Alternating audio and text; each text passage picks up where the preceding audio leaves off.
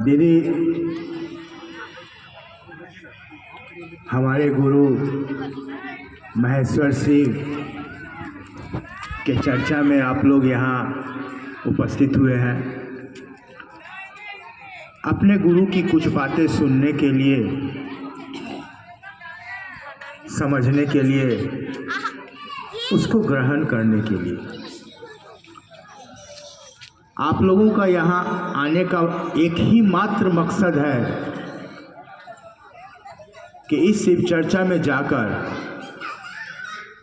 हम कुछ सीखें और उसको जीवन में उतारने का प्रयास करें।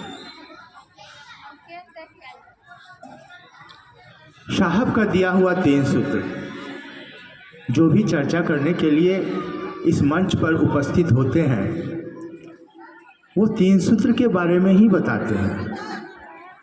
यहाँ उपस्थित सभी गुरु भाई, गुरु बहन सब जानते हैं कि 3 सूत्र है क्या, पहले में क्या करना है, दूसरे में क्या करना है, तीसरे में क्या करना है। फिर भी वही चीज़ को सुनने के लिए हम लोग इस जगह पर इकट्ठा हो जाते हैं। क्यों? एक ही बात को बार बार सुनने के लिए हम क्यों उपस्थित होते हैं यहाँ? कुछ तो तान है, कुछ तो पावर है, तब ना हम एक ही चीज़ को सुनने के लिए बार बार चले आते हैं। एक ही शब्द का प्रयोग अगर कोई आपके घर में बार बार करे, आपका मन खिन्न हो जाता है उस बात को सुन सुन करके, और उसको डांटते भी हैं, फटकारते भी हैं और कहते हैं अरे चुप ना, क्यों एक शब्द को बार बार दोहरा रहा है। मन तो टूटता है आपका वहाँ। लेकिन इस 3 सूत्र को ही हम लोग बार बार सुनते हैं, लेकिन मन खराब नहीं होता है, मन प्रसन्न होता है। सिर्फ सुनने मात्र से हमारा मन प्रसन्न हो जाता है। मालूम होता है कि चर्चा फलाना जगह पर हो रहा है, मन बेचैन हो जाता है कि काश घर का काम हो जाए तो आधा घंटा के लिए भी वहाँ बैठ करके अपने गुरु की बात सुन ले। हम लोग भगवान की पूजा तो करते ही हैं, शिव को गुरु बनाने के बाद भी मंदिर में जाते ही हैं, महादेव के लिंग पर जल तो चढ़ाते ही हैं, प्रसादी धूपकाठी सब चढ़ाते हैं, किसी चीज़ में कमी नहीं आई है। लेकिन जो भगवान है, जिसको हम लोग भगवान माने हैं, जिसको हम लोग ईश्वर मानते हैं, गणेश भगवान, शंकर भगवान, विश्वकर्मा भगवान, राम भगवान, कृष्ण भगवान, लक्ष्मी जी, सरस्वती जी, कितने तरह के भगवान हमारे समाज में ने हम लोगों को दिया है। और उस भगवान को हम लोग पूजते भी हैं। सरस्वती पूजा होता है, मूर्ति खरीद करके ले आते हैं, चंदा इकट्ठा करते हैं, मूर्ति खरीद करके ले आते हैं 300, 400, 500, 5000 रुपया का, और ढोल बाजा बजाते हैं और वहाँ मूर्ति बैठा करके अश्लील गाना बजा देते हैं। ज़रा सोचिए तो, ये गाना हम किसको सुना रहे हैं? माँ को बैठा करके। कौन कौन सा नहीं अश्लील गाना का प्रयोग होता है हमारे पूजा में, चाहे वो दुर्गा पूजा हो, चाहे वो विश्वकर्मा पूजा हो, चाहे वो सरस्वती पूजा हो, चाहे वो गणेश पूजा हो। उसमें लोग अपने मन को समझाने के लिए दारू पी करके डांस करते हैं, अश्लील गाना बजाते हैं और डांस करते हैं। क्या स्थिति है हमारे भगवान की?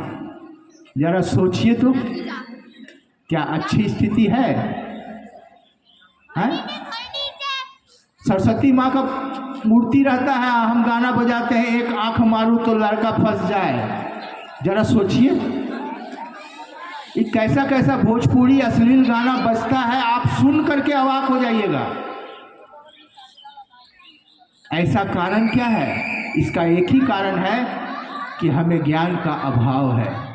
हमको ज्ञान नहीं है, इसलिए हम ऐसा करते हैं। हमें ज्ञान नहीं है, इसीलिए दारू पी करके माँ के सामने डांस करते हैं।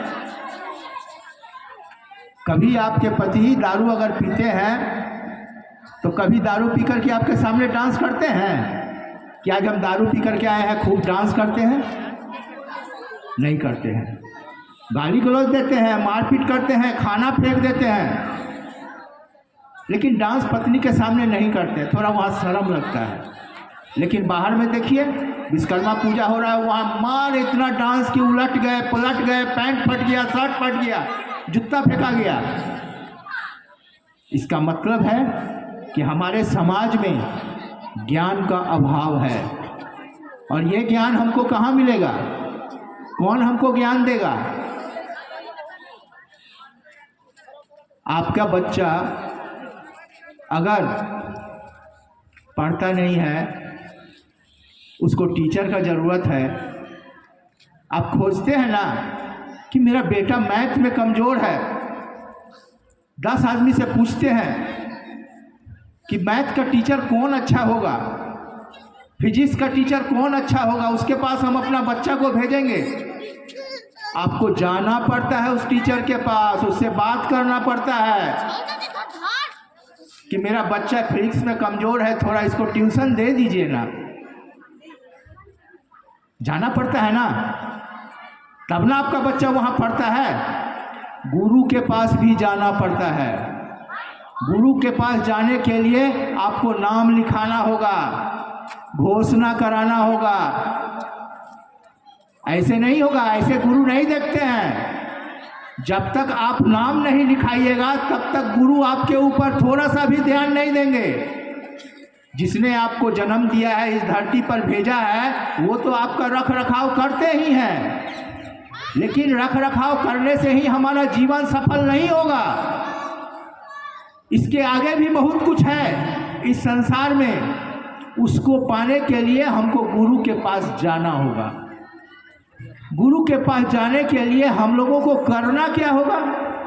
गुरु के पास जाने के लिए हम लोगों को 3 सूत्र मिला है।